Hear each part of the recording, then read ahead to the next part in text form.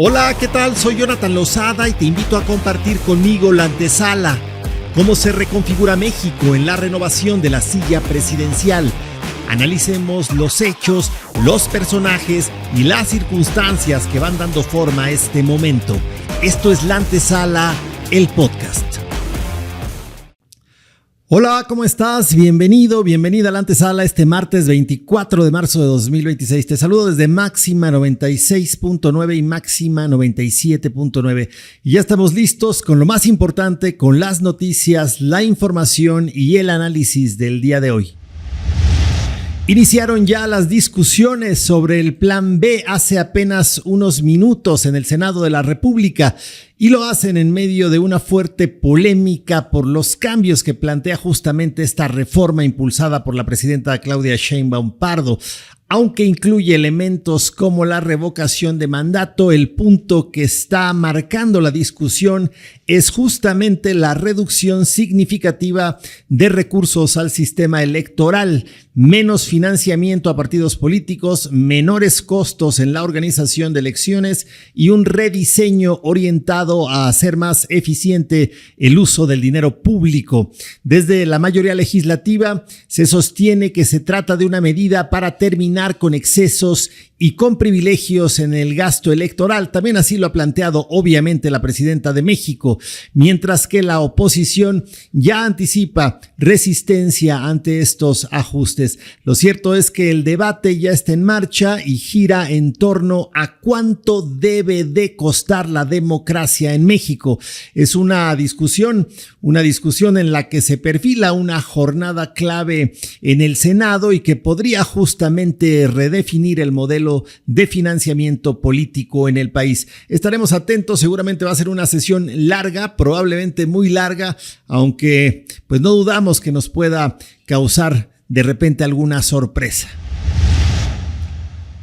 Y la presidenta de México al respecto esta mañana sostuvo que un eventual rechazo del llamado Plan B de reforma electoral en el Congreso no representaría una derrota política. De hecho, lo ha comentado varias veces desde la conferencia matutina y no fue la excepción el día de hoy, un día clave, como hemos dicho, ya que se encuentra pues este plan en discusión. Dijo, por el contrario, que exhibiría a quienes voten en contra de eliminar los privilegios que existen aún dentro del sistema público.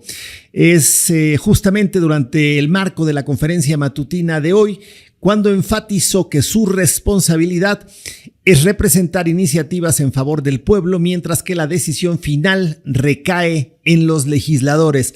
La mandataria mexicana explicó que la propuesta tiene como ejes centrales la reducción de privilegios, como hemos mencionado, en el servicio público y la posibilidad de que la revocación de mandato se realice de manera concurrente con la elección intermedia de 2027. Indicó también que aunque aún no hay certeza sobre el sentido del voto en el Senado, el proceso legislativo continúa en comisiones con la expectativa de que pueda resolverse en el actual periodo. Escuchemos cómo lo dijo la presidenta de México esta mañana desde Palacio Nacional. El Plan B tiene, porque es importante, lo principal del Plan B es lo que significa la Cuarta Transformación, que es erradicar privilegios, disminuir privilegios, y particularmente de los funcionarios públicos.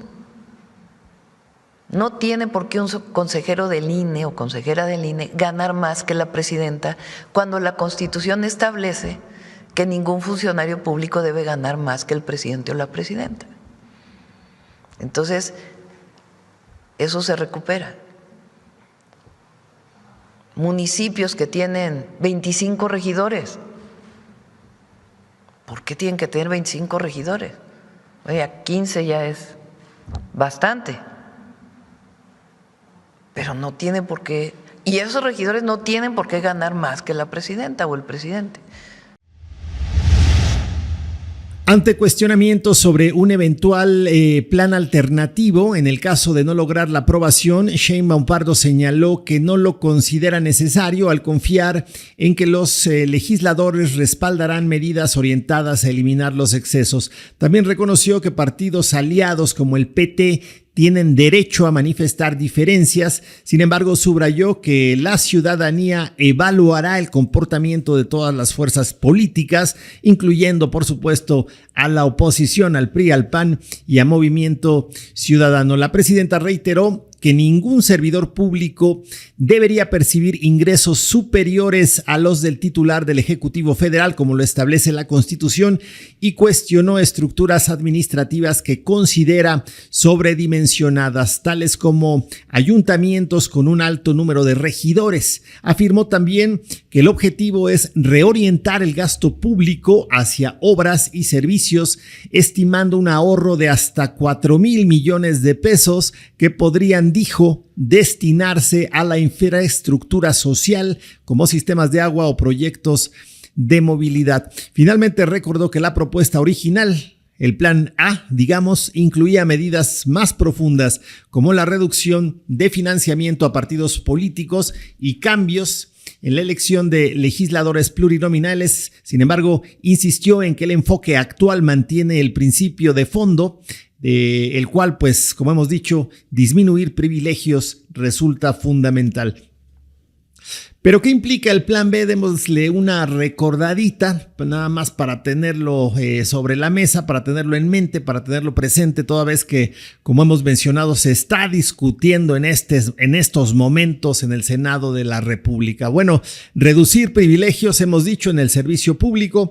Topes salariales, ningún funcionario debe ganar más que la presidenta, recorte de gastos excesivos en organismos electorales y legislativos, disminución del gasto público electoral, pues son elecciones probablemente las más caras del mundo. Se estima, como hemos dicho, o lo ha estimado así de acuerdo al análisis el gobierno de la República, de hasta un ahorro de 4,000 millones de pesos. La reorientación de recursos a obras sociales también como parte de esta disminución del gasto público electoral, ajustes en estructuras locales, reducción del número de regidores en ayuntamientos. Resulta que en todo el país, bueno, sabemos que cada municipio cuenta con su propia gobernanza, con su presidente municipal y con su cabildo, en donde están los regidores, pues, que funcionan como una especie de poder legislativo local o municipal, y en algunas ocasiones, pues, no son el número de regidores proporcionales al tamaño del municipio o de las personas que representan. Una menor carga presupuestal también en los congresos locales, la revocación de mandato, que es donde se ha enfocado mucho la opinión pública y sobre todo los medios de comunicación. Hay una posibilidad de realizarla junto con las elecciones intermedias de 2027 y se abre también, pues, la opción en la Constitución. No es automática, digamos. Hay un enfoque político, sí, de fondo, que es de eliminar privilegios y excesos y ajustar, digamos, lo único que falta, me parece, que es el marco de, pues, las elecciones, del sistema electoral mexicano o de este que da paso a la democracia en México, para eliminar los privilegios y los excesos, transfiriendo también recursos públicos directamente al bienestar de la población. El mensaje clave del gobierno es, pues, si no se aprueba, no será una derrota, sino una evidencia de quién defiende aún los privilegios. Y en otros temas, esta mañana, también desde la conferencia mañanera, la Fiscalía General de la República presentó una iniciativa de reforma constitucional para expedir una ley general en materia de feminicidio que contempla penas entre 40 y 70 años de prisión, así como 21 agravantes que endurecen las sanciones. La propuesta, que será enviada al Senado por la presidenta de México, busca establecer un marco jurídico único en todo el país para prevenir, investigar, sancionar y reparar el daño por este delito. Uno de los ejes centrales de la iniciativa es que toda muerte violenta de una mujer deberá investigarse desde el inicio como feminicidio, incorporando de manera obligatoria la perspectiva de género en cada etapa del proceso. Además, se plantea homologar protocolos de investigación a nivel nacional, fortalecer las capacidades de las fiscalías y garantizar la coordinación entre instituciones para combatir la impunidad. Escuchemos a la presidenta de México hablando al respecto. Pues una reforma en la que creo que todas y todos estamos de acuerdo. No creo que haya ni nadie que se oponga a que la muerte violenta de una mujer sea investigada como feminicidio y que haya protocolos para poder castigar al responsable o a la responsable, y que haya todo un sistema de protección a las mujeres frente a la violencia que puede llegar a ser violencia feminicida. La propuesta reconoce 9 razones de género para tipificar el feminicidio, entre ellas violencia sexual, antecedentes de violencia, relaciones de poder, incomunicación de las víctimas o exposición del cuerpo. También incluye agravantes como que la víctima sea menor de edad, adulta mayor, persona con discapacidad, migrante o perteneciente a un pueblo originario. El proyecto establece que el delito se perseguirá de oficio, será impresceptible en cuanto a la sanción y reparación del daño, y contempla medidas adicionales contra los agresores como la pérdida de derechos sucesorios, la patria potestad y cualquier beneficio legal relacionado con la víctima. Asimismo, obliga a contar con fiscalías especializadas con personal certificado y capacitado en investigación con perspectiva de género. Escuchemos lo que dijo Ernestina Godoy, la fiscal general de la República. Para atacar la violencia feminicida se requiere, en primer lugar, una reforma constitucional con el objeto de modificar el inciso A de la fracción 21 del artículo 73 de la Constitución a efecto de facultar al Congreso de la Unión para expedir una ley general en materia de prevención, investigación y sanción del feminicidio, que establezca el tipo penal y sus sanciones, permitiendo una adecuada articulación de acciones que garanticen desde los distintos niveles de gobierno e instituciones el acceso a una vida libre de violencia de las mujeres y las niñas y adolescentes, fortaleciendo al Estado mexicano para prevenir, investigar, sancionar y erradicar las violencias contra las mujeres. Y en otros temas, pero también en el marco de la conferencia de hoy y a manera de resumen, la presidenta Claudia Sheinbaum Pardo habló sobre la importancia de los medios alternativos y viene muy ad hoc, muy al momento, toda vez que hace algunos días se realizó el segundo encuentro de comunicadores independientes, del cual hemos hablado en este espacio y del cual hemos documentado también en el sitio web de este proyecto informativo, Jonathan Lozada en la red.com. La presidenta pues puso sobre la mesa el tema que ya es imposible de ignorar: el crecimiento y la consolidación de los medios alternativos como parte central del ecosistema informativo del país. ¿Quién se iba a imaginar hace tan solo algunos años, hace una década incluso, el poder que podían llegar a tener medios de comunicación alternos o incluso plataformas digitales o simplemente personas que decidieron, pues por su propio derecho y gusto y probablemente afición, pues comunicar? Ahí tenemos incluso a los youtubers, personas también que comunican a través de plataformas como TikTok o Facebook y que han llegado a tener incluso mayor presencia que los medios más grandes de comunicación en el país. Lejos de verlos como una amenaza, la presidenta los reconoció como una expresión de pluralidad para los medios tradicionales, quienes deberían, dijo, pues romper inercias y abrir espacios a nuevas voces. El reconocimiento no es menor en un contexto donde la confianza de los medios ha sido cuestionada durante años. Y lo hemos planteado aquí, lo hemos comunicado y lo hemos abordado muchas veces, y me parece que siempre hacerlo resulta muy relevante porque rompe con incluso el sistema de comunicación que el Estado tenía anteriormente. ¿Qué sucedía hace un par de décadas? Ni siquiera habían conferencias de prensa. Hoy estamos muy acostumbrados a la conferencia mañanera, a la conferencia matutina como algo cotidiano, pero hace años, no, ni siquiera hace 20 años, hace 2 sexenios, no existían las conferencias de prensa de los presidentes, o una vez probablemente a lo largo de su sexenio se daba una.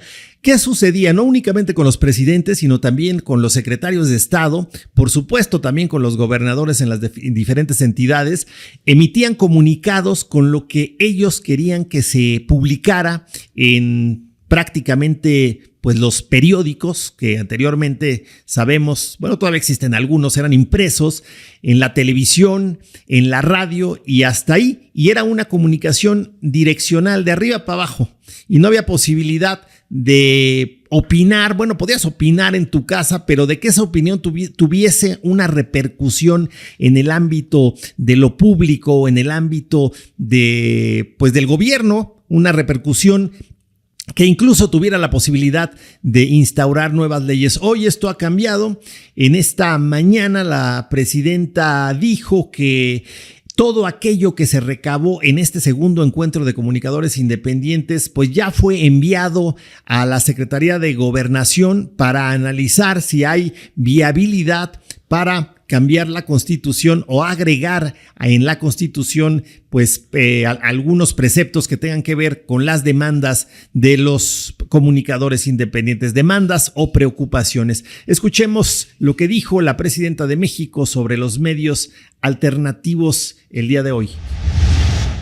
Muchos medios alternativos son más vistos que los medios comerciales. Muchos de ustedes tienen mucho más seguidores y vistas que los medios comerciales. Yo les decía, ¿para qué se preocupan tanto de lo que dicen los comentócratas si nadie los lee? Pero los medios alternativos son una necesidad porque permiten el debate y posiciones distintas. Y vámonos a los deportes. Está con nosotros Gustavo García. Gustavo García ya listo con toda la información deportiva, con lo más relevante que se tiene a este día, el martes 24 de marzo de 2026. Gustavo, ¿cómo estás? Buenas tardes. Hola Jonathan, buenas tardes, me encuentro muy bien. Hola audiencia a todos. Los temas más importantes del mundo deportivo son 4 para el día de hoy. Primero, Horacio de la Vega, el presidente de la Liga Mexicana de Béisbol, calificó de fracaso la participación de México en el Clásico Mundial de Béisbol. La novena México llenó de esperanza a los aficionados con triunfos sobre Brasil y Reino Unido para arrancar el torneo, pero las derrotas contra Estados Unidos e Italia acabaron con el sueño. Además, esto fue contraproducente a largo plazo porque ya no hay oportunidad alguna de jugar en los Juegos Olímpicos de Los Ángeles. Estados Unidos ya estaba clasificado por ser sede, y el Clásico Mundial solo dio 2 lugares para los equipos de América. Estos puestos fueron para Venezuela, la nación campeona, y República Dominicana, quienes fueron eliminados en las semifinales. Por otro lado, Karim López se postuló para el reclutamiento de la NBA. El joven de 18 años, nacido en Hermosillo, Sonora, es uno de los prospectos más destacados para la próxima temporada. Lo que haría histórico a Karim, quien mide 2 metros con 6 centímetros, pesa 93 kilos y se desempeña como alero, es que podría ser el primer jugador nacido en México que es reclutado en la primera ronda del draft. Su camino no fue uno normal, ya que a los 13 años dejó México para desarrollar su juego en España con el Joventut de Badalona. Además, desde hace 2 años, juega en la Liga Australiana con los New Zealand Breakers, y el objetivo de emigrar al otro lado del mundo fue el de mejorar sus habilidades y potenciar su exposición a los evaluadores de talento. Por otro lado, Checo Pérez tiene fecha límite para sumar puntos con Cadillac. Mario Andretti, miembro del Consejo de Administración de la escudería estadounidense, planteó el escenario ideal en el que tanto el piloto mexicano como Valtteri Bottas, su compañero, deberían sumar puntos conforme avance la temporada. El plan es que a finales del Tour sumen puntos en el Mundial de Pilotos. Desde su debut en Australia han mejorado, puesto que Checo Pérez fue 16º en esa ocasión y en China escaló una posición. En el caso del finlandés, la primera vez no pudo acabar la carrera y en la segunda ocupó el 13º puesto. Ahora su objetivo es escalar posiciones en el Gran Premio de Japón que se correrá este fin de semana. Finalmente, Neymar prefiere jugar póker que fútbol. Medios brasileños reportaron que el futbolista pasó 24 horas durante el fin de semana en una sesión de apuestas en línea en lugar de jugar con el Santos de Brasil contra Cruzeiro, en un duelo que le podría servir a su equipo para salir de los últimos puestos de la tabla. El problema es que esto podría costarle su convocatoria para el Mundial 2026, ya que su compromiso no luce serio y no fue llamado para la fecha FIFA más reciente por Carlo Ancelotti.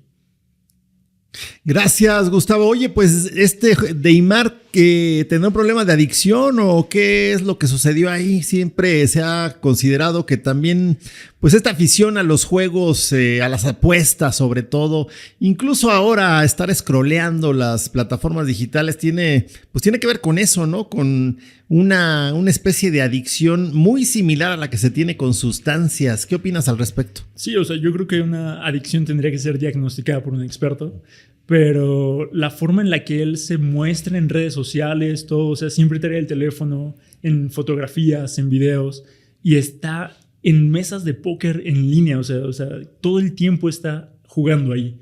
Imagínate todo el dinero que invierte o que pierde en las mesas de apuestas. Es una adicción muy grave. Debe ser una lana. Pues muchas gracias, Gustavo, por compartirnos el panorama deportivo de este martes.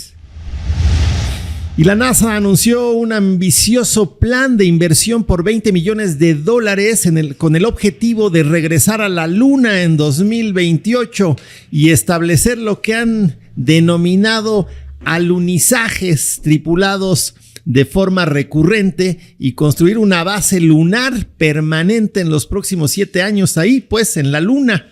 La estrategia planteada por la NASA, según la información que se ha desprendido de lo que han compartido, pues contempla una presencia sostenida en la superficie lunar, marcando el proyecto pues más relevante desde el histórico programa Apolo. Desde entonces probablemente existirán viajes constantes, ahora no a Argentina, no a Europa, no a Asia, sino a la Luna. ¿Qué te parece? Vamos a un corte, estamos transmitiendo a través de la señal de Máxima. Soy Jonathan Lozada y esto es La Antesala, el podcast. Gracias por continuar con nosotros a través de Máxima 96.9 y Máxima 97.9. Está con nosotros David David Hernández con la información internacional. Cuéntanos, David, ¿qué hay? ¿Qué panorama pues no nos espera? Nos tiene ya de frente este martes 26. Sí, muchos. 24, perdón, martes 24, me estoy adelantando. Sí, no, estamos así igual. Pues buenos días, Jonathan, muy buenos días a todos nuestros radioescuchas. Pues iniciamos con una noticia bastante triste, trágica, incluso desgarradora. Fíjate que en el aeropuerto de San Francisco, agentes del ICE detuvieron a una madre migrante. Y no fue lo peor de todo, sino que lo hicieron enfrente de una niña de 10 años, su hija. Este hecho no es aislado, amigo, mira, sino que refleja una política más amplia pues del endurecimiento migratorio que ha hecho Donald Trump, ¿no? En los videos se ve como la madre que están deteniendo no quiere ser detenida mientras su hija no puede hacer otra cosa más que llorar y ante la impotencia de ver cómo arrestan a su madre. Realmente es un tema muy, muy, muy, muy duro. Y pues recordemos por qué es que ahorita los agentes del ICE están en los aeropuertos de Estados Unidos, ¿no? Es gracias a un cierre parcial del gobierno de parte de Donald Trump, en el que pues desplegó agentes del ICE a los diferentes aeropuertos. Esto debido a que ha habido despidos masivos o que sí están trabajando pero sin un sueldo. No les están pagando a los trabajadores de los aeropuertos, ¿no? Les están pagando. Entonces muchos de ellos pues por obvias razones deciden no ir a trabajar, ¿no? Claro.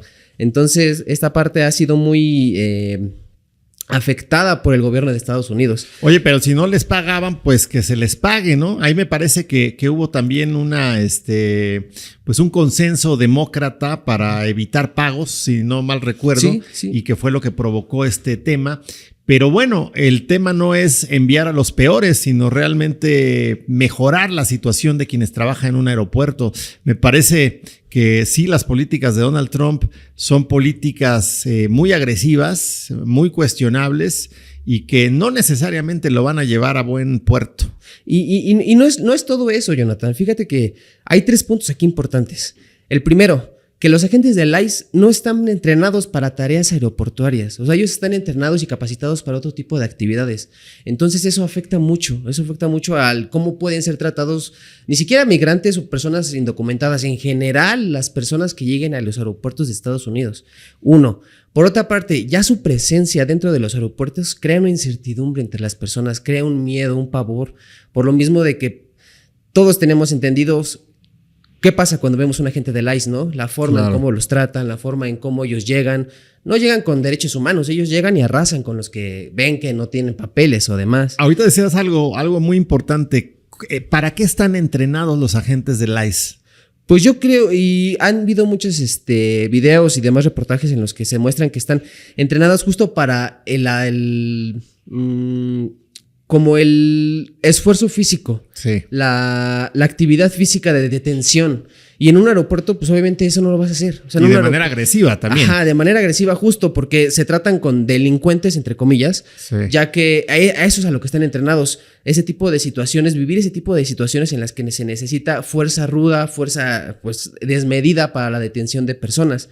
Pero los aeropuertos no se presentan ese tipo de casos. No, y además en los aeropuertos ni fuera, porque un migrante no es un delincuente. Un migrante no puede entrar en esa categoría. Y eso es un tema también, pues que sigue siendo parte del declive, pues, de la aprobación de Donald Trump, incluso al interior del país, porque han sido los mismos agentes del ICE quienes han matado a personas estadounidenses, incluso, pues no me gusta decirlo porque siempre hablar de colores de piel promueve el racismo, claro, pero incluso personas blancas. Claro. Sí, no, realmente, y justo, o sea, la excusa de Donald Trump para mandar a los de ICE es esa, que no hay ahorita personal en los aeropuertos.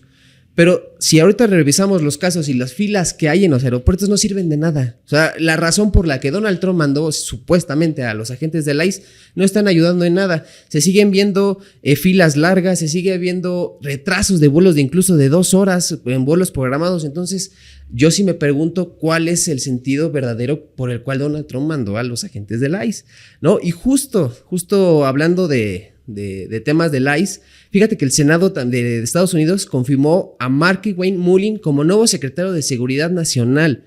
Y es un tema aunado a lo que estamos hablando, Jonathan, porque hay que recordar que el Departamento de Seguridad Nacional supervisa a las actuaciones claves como el ICE y la patrulla fronteriza, por lo que su liderazgo tendrá impacto directo en estas acciones. O sea, lo que hace el Departamento de Seguridad Nacional es justo eso, supervisar el actuar de las diferentes instituciones de seguridad de Estados Unidos, como el ICE y la patrulla fronteriza. Entonces, esto, amigo, realmente vamos a ver cómo es que ahora toma el puesto este ex senador. Vamos a ver cuáles son sus estrategias conforme a lo que ahorita está pasando. Y pues sí, ese es ahorita y ver cómo impacta, ¿no? Finalmente en los hechos reales. Muchas gracias. Gracias por compartirnos esto, el panorama internacional. David Hernández, esta tarde. Vámonos hasta Chiapas. En San Cristóbal de las Casas, el gobernador Eduardo Ramírez Aguilar y el fiscal general del estado, Jorge Luis Llave Navarca, inauguraron las nuevas instalaciones de la Fiscalía de Distrito Altos y dieron el banderazo de inicio a la construcción de la Fiscalía de Justicia Indígena, una obra largamente esperada que busca mejorar la atención y acercar la justicia a esta región de Chiapas. Durante el acto, el mandatario subrayó que el fortalecimiento institucional es clave para garantizar una mejor aplicación de la ley y un acceso efectivo a la justicia. Destacó que la coordinación entre las Fuerzas Armadas y las autoridades de los 3 órdenes de gobierno a través de la Mesa de la Paz ha contribuido a la disminución de la incidencia delictiva y a posicionar a Chiapas entre las entidades más seguras del país. Escuchemos lo que dijo el gobernador Eduardo Ramírez Aguilar en el marco de este evento. Que nosotros tenemos un compromiso objetivo y real con el pueblo. Y entonces cuando hay una denuncia, procedemos conforme a derecho. Y esa es la forma en cómo nosotros vamos a actuar. Siempre haciendo y reconstruyendo la paz. Y es una tarea de todos los días. Una tarea que nunca va a acabar. No es que la paz ya la construimos y ya se logró. No, es todos los días. El mandatario chiapaneco enfatizó que su administración mantiene una política de cero impunidad, incluso al proceder legalmente contra elementos de seguridad que han incumplido con su deber. Afirmó que no habrá retrocesos en la construcción de la paz y que cada denuncia será atendida conforme a derecho, con un compromiso permanente hacia la ciudadanía. En Tuxtla Gutiérrez, el presidente municipal Ángel Torres Culebro encabezó la tercera edición de la verbena agrocomercial en el ejido El Jobo, una actividad orientada a fortalecer la economía de las familias productoras y a abrir espacios de comercialización directa para el campo tuxtleco. En este encuentro participaron productoras y productores locales, quienes ofrecieron artículos del campo y promovieron el valor del consumir lo que se genera en la propia región. Aquí voy a hacer una puntualización porque hemos hecho pues desde el inicio una promoción constante al consumir lo local. Consumir lo que se produce en México es pues un punto fundamental para todos los mexicanos. Tenemos pues cosas de muy alto valor, frutas, vegetales, incluso alimentos transformados, y lo que se produce en Chiapas también es de muy alta calidad. Tenemos los exquisitos quesos, el café, y les comento siempre que a mí me da mucho coraje ir a los supermercados cuando visito Chiapas y de repente ver personas que están comprando pues queso Lala, leche, ¿qué más hay? Díganme otras marcas por aquí, Alpura, ¿qué otro? Nutrileche, etcétera, Santa etcétera. Clara. Cuando exactamente en Chiapas se producen en los campos de Chiapas a través de el producto local, quesos de la más alta calidad que se vende pues en los mercados, que da sustento a familias chiapanecas y que además está a la altura de los grandes quesos del mundo. Lo mismo pasa con el café, una producción de la más alta calidad que a veces pues nos sorprende, porque inclusive con esa alta calidad hay quienes prefieren irse a los supermercados a comprar café, café instantáneo de estas marcas comerciales, incluso de marcas internacionales que nada dejan al país y mucho menos al estado. Hay que consumir local, es una amplia recomendación de la antesala mía de manera personal y de Jonathan Lozada en la red. Está ya con nosotros Carlos Herrera. ¿Cómo estás, Carlos? ¿Qué tal Muy te bien, trata Jonathan, el martes? aquí encantado ya de estar en la redacción. Me contagiaste el antojo de un café de Chiapas. Y hablando ahorita de esta palabrita, ¿no? Local.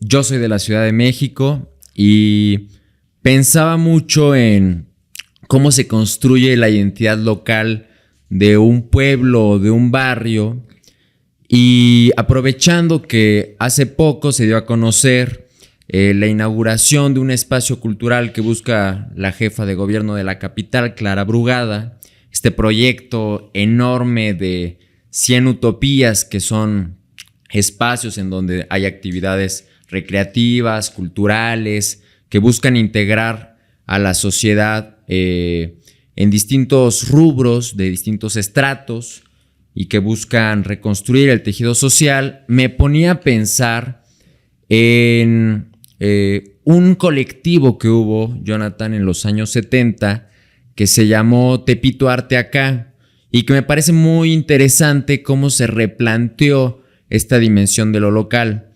porque recordemos que en los años 70 estamos en el sexenio de Echeverría, hay opresión ideológica, hay censura, pero también había un plan de urbanización que se estaba fraguando durante su administración, en donde pensaban arrasar con las vecindades de Tepito y pensaban modernizarlas, creando unidades habitacionales, totalmente menoscabando y haciendo polvo la identidad del denominado Barrio Bravo del centro histórico de la Ciudad de México. Vamos a contar un poco qué es Tepito.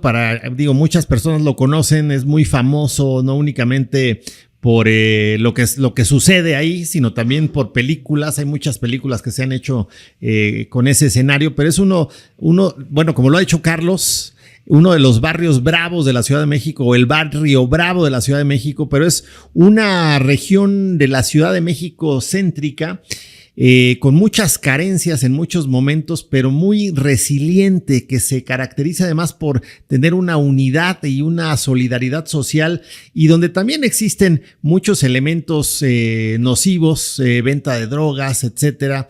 Hay un mercado y un tianguis muy famoso en donde incluso muchas personas que llegan de otras entidades a Ciudad de México van, que es el tianguis de Tepito, donde hay fayuca, no sé si todavía se le denomina así, que son como piezas de contrabando, y algunos pues imitaciones de productos electrónicos. Puedes encontrar computadoras Mac que no son Mac, o computadoras de otro tipo que no son de la marca que corresponden necesariamente, y hay una imitación de productos también como tenis extraordinaria. No dudo que también existan productos reales o productos auténticos, pero es un lugar muy, muy famoso. Cierro el paréntesis nada más para quienes nos escuchan desde otras entidades, y obviamente para poner en contexto el tema. ¿Dónde está Tepito en la Ciudad de México?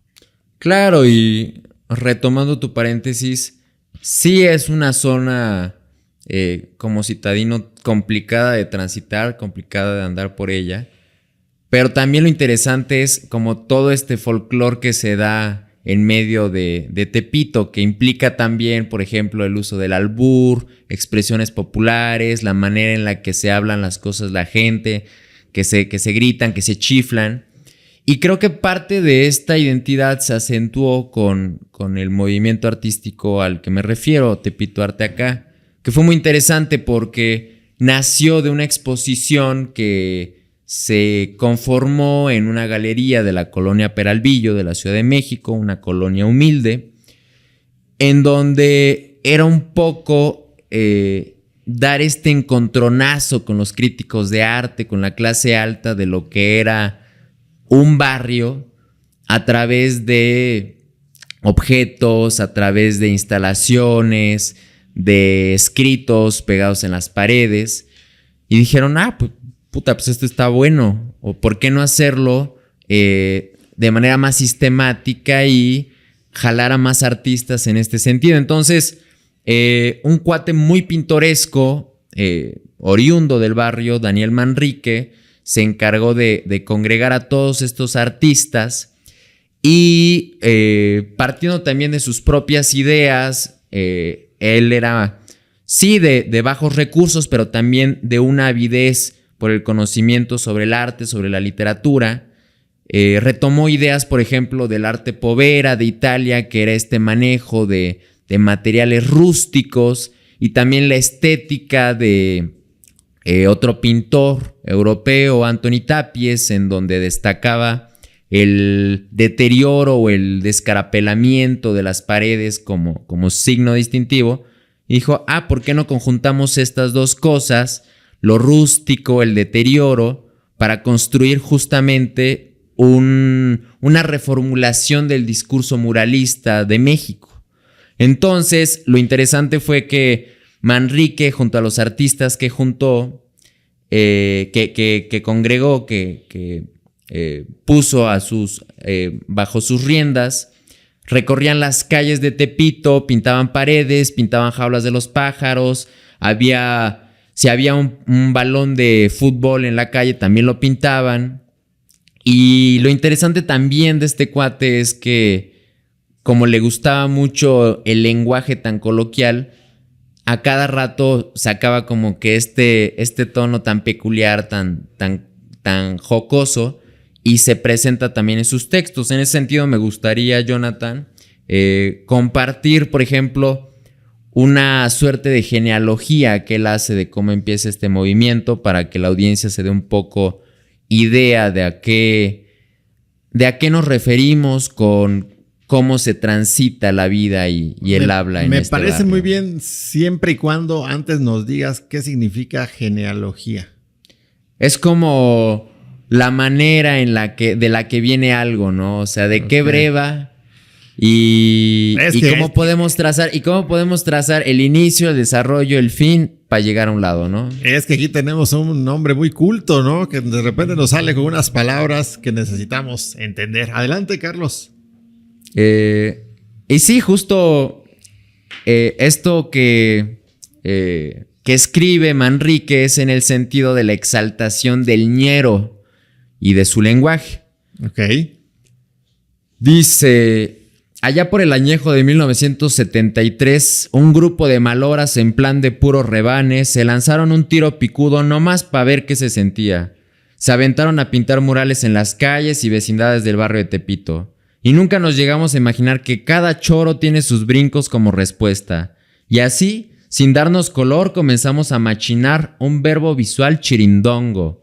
El andar pintando por todo Tepiscoloyo, además del cotorreo que teníamos de harina con amas de casa, grandes, chicas y medianas, con ojalateros, mecánicos, zapateros, fonderas, salderos, ayateros, hacedores de herramienta, componedores de todorcio, licuadoras, planchas, lavadoras, etc.